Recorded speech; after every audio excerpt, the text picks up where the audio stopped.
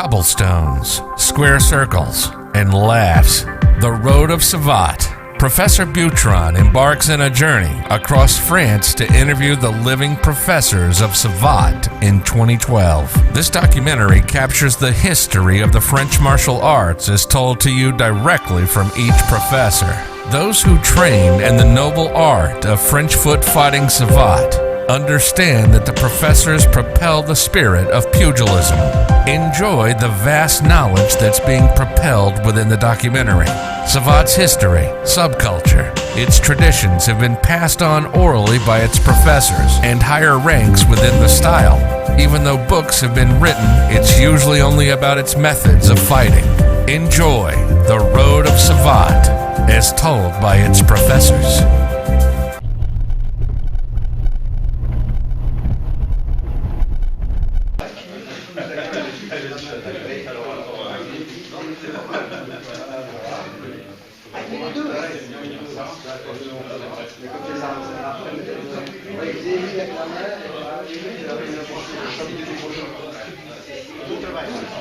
C'est deux soldats. Et la boxe, oui. Voilà. Ici, c'est un mouvement. Oui. Okay.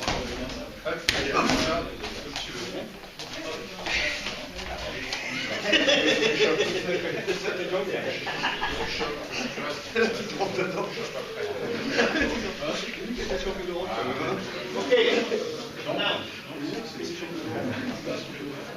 Okay. Now we're going to come right, left. C'est bien? L'autre.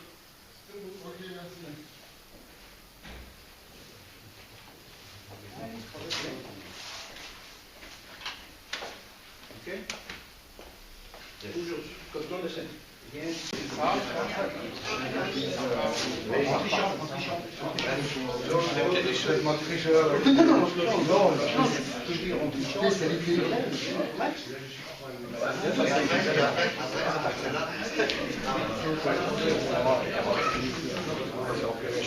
Là, ce qu'on va faire, on va faire un petit fractionné. On n'a pas de sac, mais ça n'empêche pas de pouvoir donc fractionner les.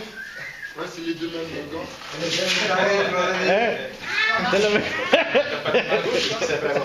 Si, mais pas pour ça. André, je suis trop court. Là, je suis à distance de fouetter, sans tricher ici.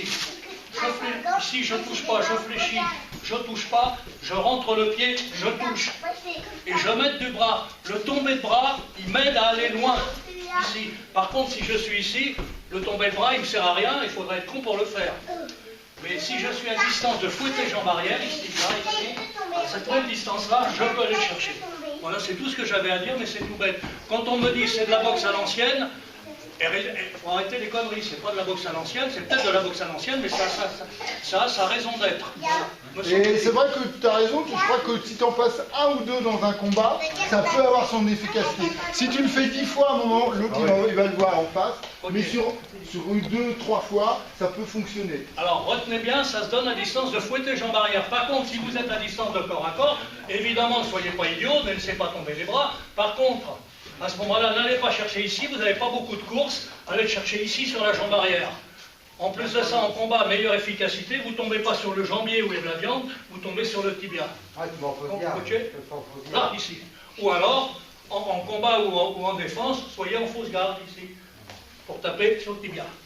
Première chose. Deuxième chose, j'avais un gars qui l'a bien connu, Battista Marotto.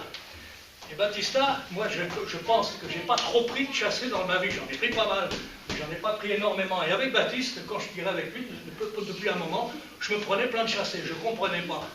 Normalement un chassé, il arrive dans un plan sagittal. Le plan sagittal, c'est le plan vertical qui est perpendiculaire au plan frontal. Donc normalement, si je lui donne un chassé, il sait qu'il l'attend ici. Okay.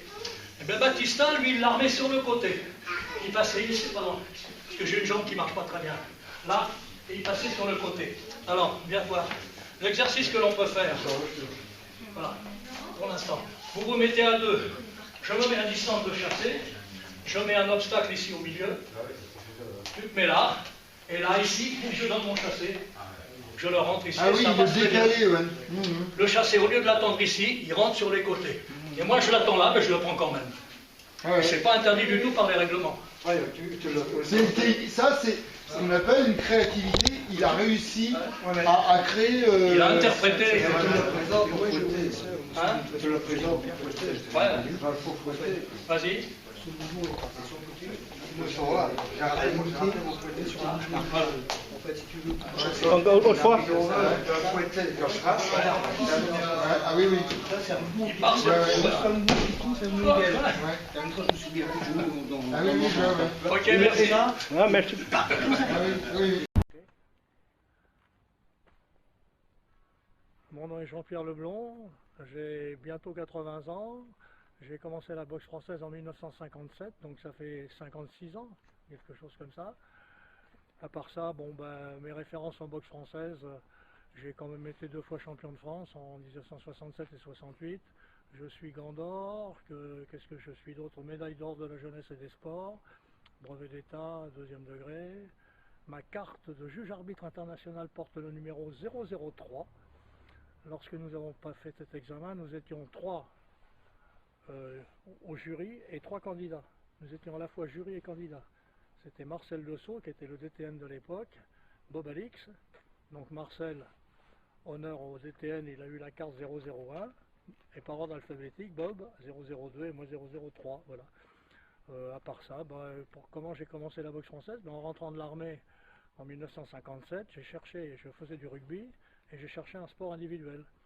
Et mon père m'avait parlé de boxe française et il avait connu le comte Pierre Baruzzi. Alors je lui ai demandé si la boxe française existait encore, parce qu'il est vrai qu'à l'époque on n'en parlait pas. Mon père a cherché dans l'annuaire, il a cherché Baruzzi, il l'a trouvé, il l'a appelé.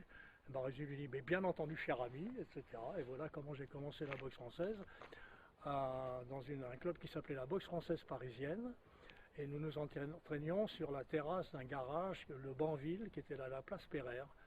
Et mes premiers vrais professeurs, parce que je suis un peu l'héritier de Pierre Baruzzi, mais les professeurs de la salle étaient Jacques Quéron, Pierre Constantinides et Guy Quillerier, qui étaient des judokas, qui étaient des ceintures noires, qui faisaient partie du collège des ceintures noires.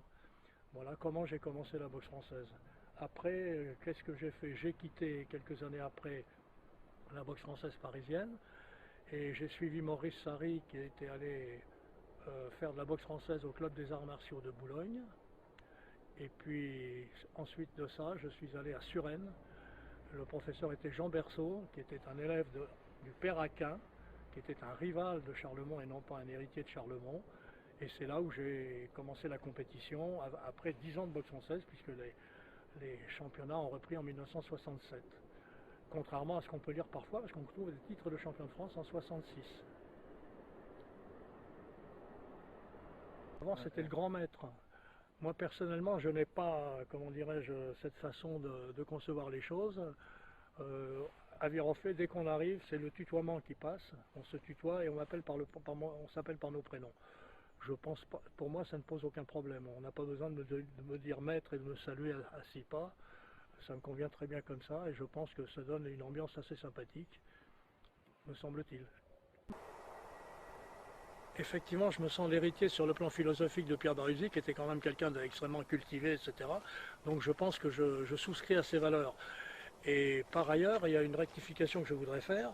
Dans les bouquins, on a écrit que Baruzzi était contre le combat. Moi, je n'ai jamais entendu Baruzzi critiquer le combat. J'ai entendu Baruzzi critiquer certaines formes de combat, qui lui semblaient moins respectueuses de certaines valeurs, c'est sûr, mais pour autant il n'a jamais été contre le combat, et je crois qu'effectivement Baruzzi a fait quand même pas mal de combats dans sa carrière, y compris des combats de rue, parce qu'il ne faut pas oublier que Baruzzi a fait partie de l'époque où avant la guerre, il y a eu un bouquin qui a été écrit qui s'appelait La politique à coups de poing. C'est-à-dire qu'à l'époque, il y avait les jeunesses socialistes, les jeunesses communistes, les camelots du roi, etc., qui de temps en temps se foutaient joyeusement dessus. Et Baruzzi, on m'a raconté l'anecdote, il paraît qu'il allait à Boulogne-Billancourt dans des meetings du Parti communiste avec le monocle vissé à l'œil, la canne à la main. Et évidemment, quand la bagarre commençait, évidemment, on lui tombait dessus. Il paraît qu'il y avait la canne, les pieds et les poings qui partaient à toute allure et avec une certaine efficacité. Donc quand on dit que Baruzzi était contre le combat, j'avoue que moi, ça me laisse dubitatif. Voilà. ce qu'on a appelé la scission, oui, effectivement, la scission, quand il y en a une partie qui est partie à l'extérieur, qui ont dit nous n'avons pas le même point de vue, on va monter une fédération dissidente. Moi, je pense que ça n'a pas été une bonne chose.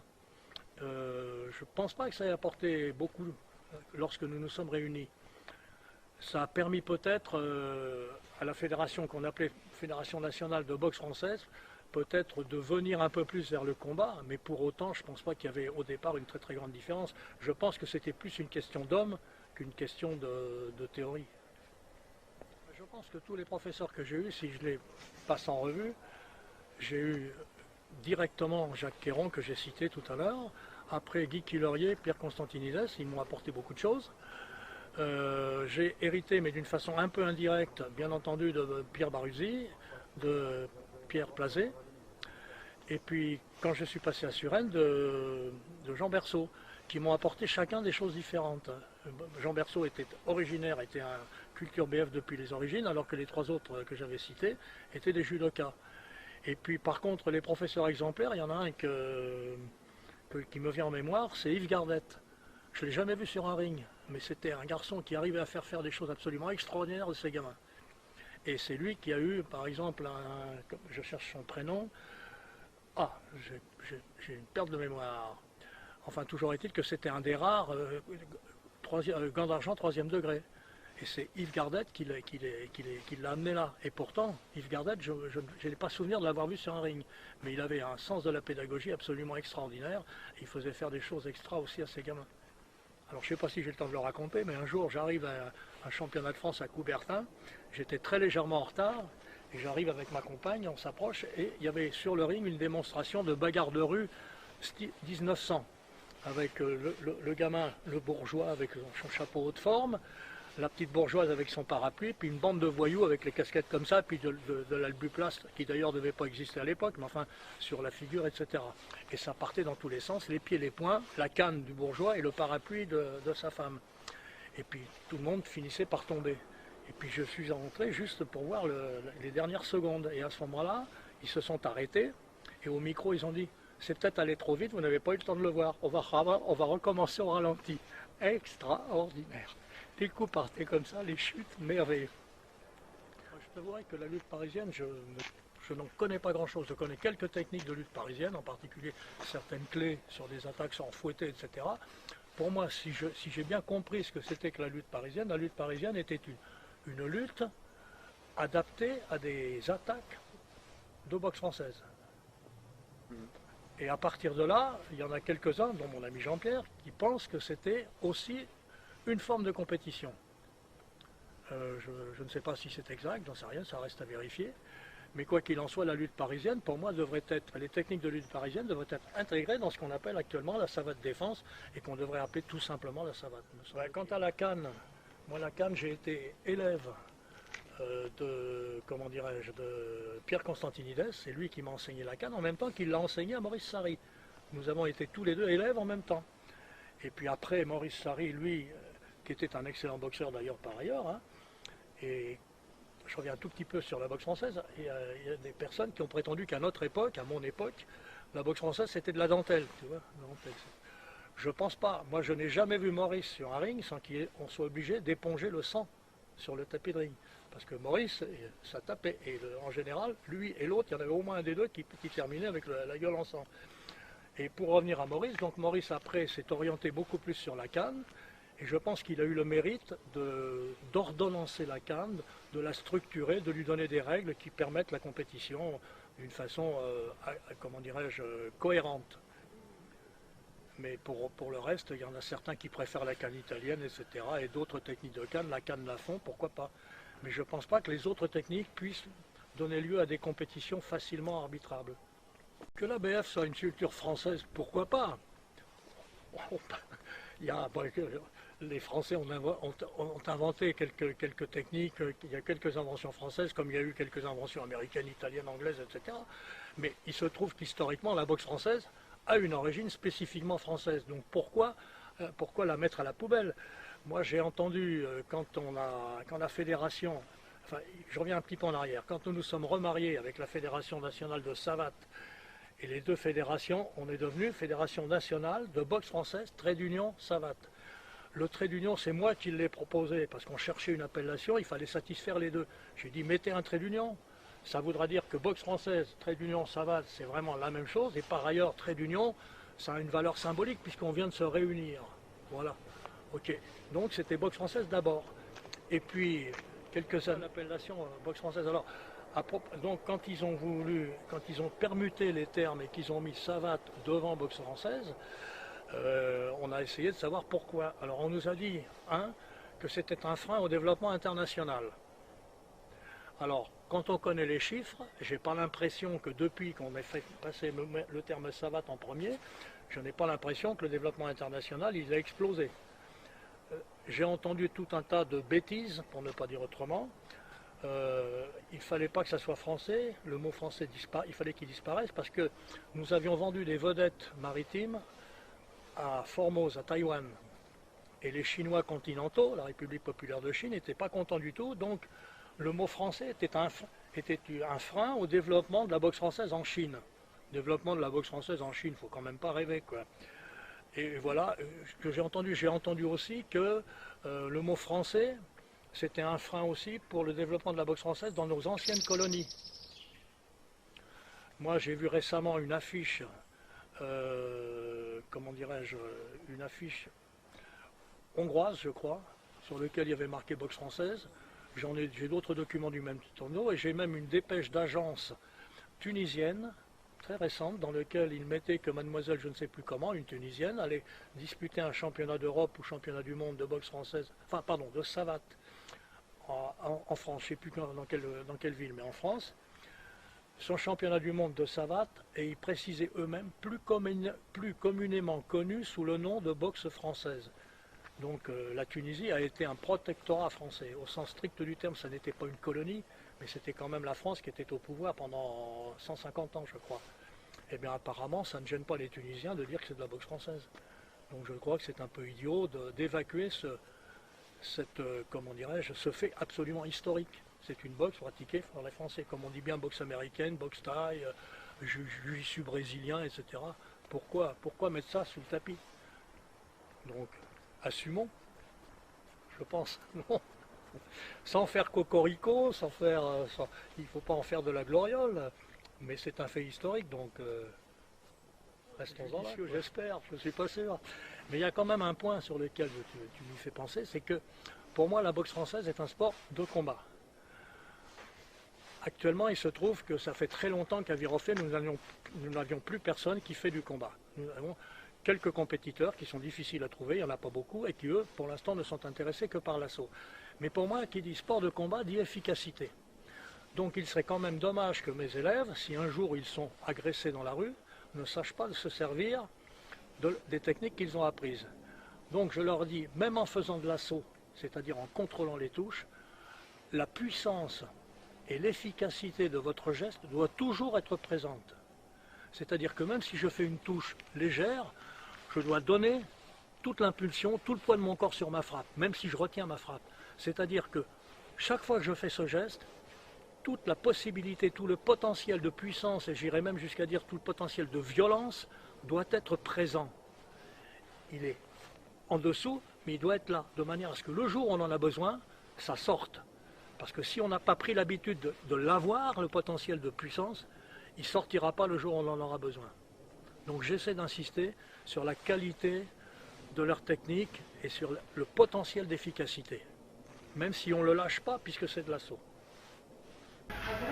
Je disais que,